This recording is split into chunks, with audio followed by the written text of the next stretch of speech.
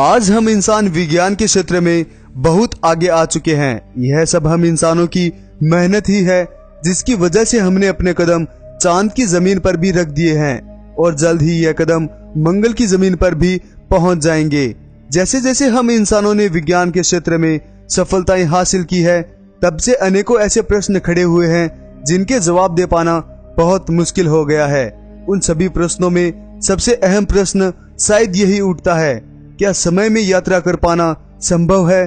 क्या हम इंसान विज्ञान की मदद से समय में आगे या पीछे जाकर अपने भूतकाल या आने वाले भविष्य को बदल सकते हैं? इन सभी सवालों के जवाब में वैज्ञानिक आए दिन अनेकों प्रकार की खोजें करते आ रहे हैं, क्योंकि इस सदी के महान वैज्ञानिक अल्बर्ट आइंस्टाइन का भी यही मानना था कि हम समय में आगे या पीछे जाकर अपने भविष्य को देख और बदल भी सकते हैं। वही कुछ वैज्ञानिकों का यह मानना है कि समय यात्रा एक सन की अवधारणा के सिवाय कुछ भी नहीं है, लेकिन इतिहास में ऐसी अनेकों रहस्यमयी घटनाएं हुई है जिनमें ऐसे लोगों का जिक्र मिलता है जो सच में समय की यात्रा कर चुके हैं। वैज्ञानिक भी उन लोगों के किसी दूसरे आयाम से हमारे इस आयाम में आने की वजह से आज तक परेशान हैं। इसी के चलते आज हम हमारे चैनल प्लेनेट अर्थ इंडिया पर समय की यात्रा कर चुके लोगों पर वीडियोस की एक ऐसी सीरीज शुरू करने जा रहे हैं जिसमें हम हमारी आगे आने वाली प्रत्येक वीडियोस में समय यात्रा की ऐसी रहस्यमयी कहानियों को लेकर आएंगे जिनको देखने के बाद कुछ हद तक आप भी समय यात्रा पर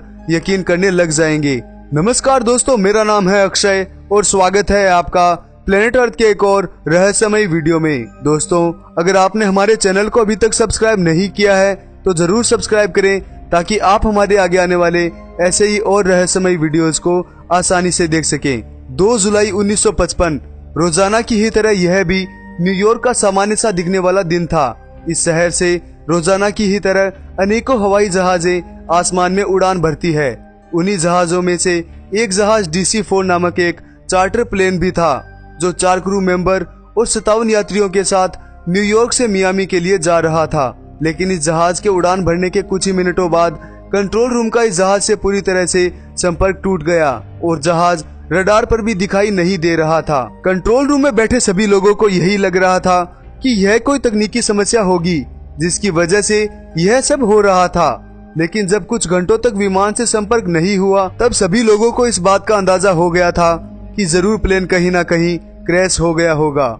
उस दिन के बाद से DC-4 चार्टर प्लेन के लिए कई रिसर्च टीमों को उसकी खोज में लगाया गया, लेकिन उसका कोई भी सबूत नहीं मिला। रिसर्च टीमों का यह मानना था कि अगर प्लेन कहीं क्रैश हुआ होता तो उसका मलबा जरूर मिलना चाहिए था, जबकि ऐसा हुआ नहीं। इसीलिए इस जहाज के रहस्यमयी ढंग से गायब होने की कहानी को समय के साथ साथ बुला दिया गया। लेकिन इस जहाज की कहानी अभी खत्म नहीं हुई थी। 21 मई 1992 कराकस वेनेजुएला। इस शहर के एयरपोर्ट के सभी कर्मचारी और कंट्रोल रूम में बैठे जुआन डी नामक एक मुख्य अधिकारी व अन्य सभी लोग हमेशा की ही तरह अपना काम बखूबी निभा रहे थे। लेकिन आज जो होना था उसके बारे में इन लोगों ने कभी सपने में भी नहीं सोचा होगा।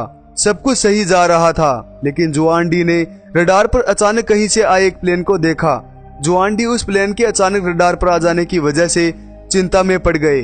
किसी भी प्रकार की दुर्घटना ना हो उससे पहले जुआन डी ने उस प्लेन के पायलट से रेडियो सिग्नल के माध्यम से कुछ पूछना चाहा। उससे पहले ही उस प्लेन के पायलट ने कंट्रोल रूम से कहा कि हम कहाँ हैं। उसकी आवाज सुनने में ऐसी लग रही थी मानो पायलट डरा हुआ हो। तभी उसने अपनी पहचान के लिए कंट्रोल रूम से यह कहा कि हम DC-4 प्लेन में बैठे पायलट 4 क्रू मेंबर और 57 यात्रियों के साथ न्यूयॉर्क से मियामी के लिए निकले हैं। इतना सुनते ही पूरा कंट्रोल रूम शांत हो गया, क्योंकि यह वही जहाज था जो आज से 37 साल पहले कहीं गायब हो गया था। जुआन डी ने कुछ भी सोचने से पहले उस प्लेन को लैंडिंग के लिए जगह दे दी। जहाज के लैंड करने के बाद पायलट ने कंट्रोल रूम से पूछा कि हम कहाँ हैं। तब कंट्रोल रूम ने जवाब दिया कि आज मई 21, 1992 है और यह कराकस वेनेजुएला का एक इंटरनेशनल एयरपोर्ट है। तभी उस प्लेन में बैठे एक पायलट ने दूसरे पायलट से कहा कि ऐसा हो ही नहीं सकता, यह संभव ही नहीं है, हम कहाँ आ गए हैं। तभी जुआन डी ग्राउंड क्रू को उनकी सहायता के लिए नीचे भेजते हैं। जैसे ही ग्राउंड क्रू उस प्लेन के पास पहुंचा तो उन्होंने खिड़की से झांक रहे यात्रियों के चेहरों की तरफ देखा, जिनको देख ऐसा लग रहा था मानो उनको किसी प्रकार की कोई चिंता थी।